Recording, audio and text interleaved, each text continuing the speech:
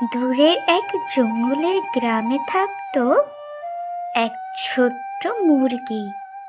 মুরগিটির নাম ছিল মিমি।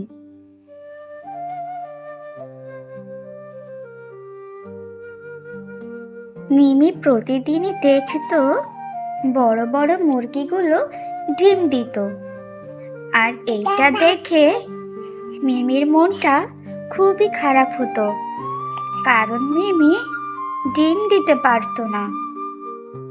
একদিন মিমি দুঃখ ভরা মন নিয়ে তার মায়ের সামনে গিয়ে দাঁড়ায়।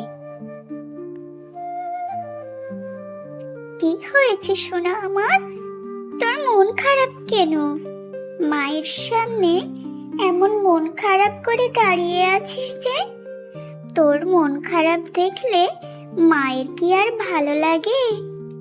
মা, আমার না খুবই দুঃখ হয়। প্রতিদিনই দেখি সব মুরগিগুলাই ডিম দেয়, কিন্তু আমি ডিম দিতে পারি না। কেন মা? আরে শোনো আমার, দুঃখ করে না মা। সব মুরগিরাই ডিম দিতে পারে, কিন্তু একটা সময়ের অপেক্ষা আছে।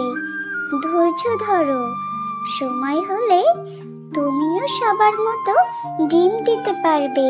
তারপর থেকে মিমি মনের আনন্দে খেলা করে বেড়াতো আর দিন গুনতো কবে সে সবার মতো ডিম দিতে পারবে।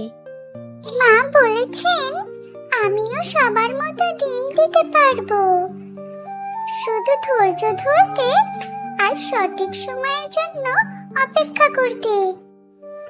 কিছুদিন পরে মিমি আস্তে আস্তে সবার মতো বড় হয়ে যায়, আর সেও ডিম দিতে শুরু করে।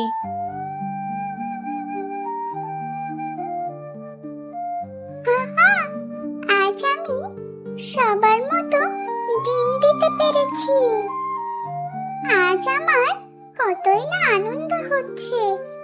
আজ যদি মা থাকতো তাহলে মা দেখে কতই না খুশি হতো। মা আমাকে শিখিয়েছেন ধৈর্য ধরতে আর সঠিক সময়ের জন্য অপেক্ষা করতে।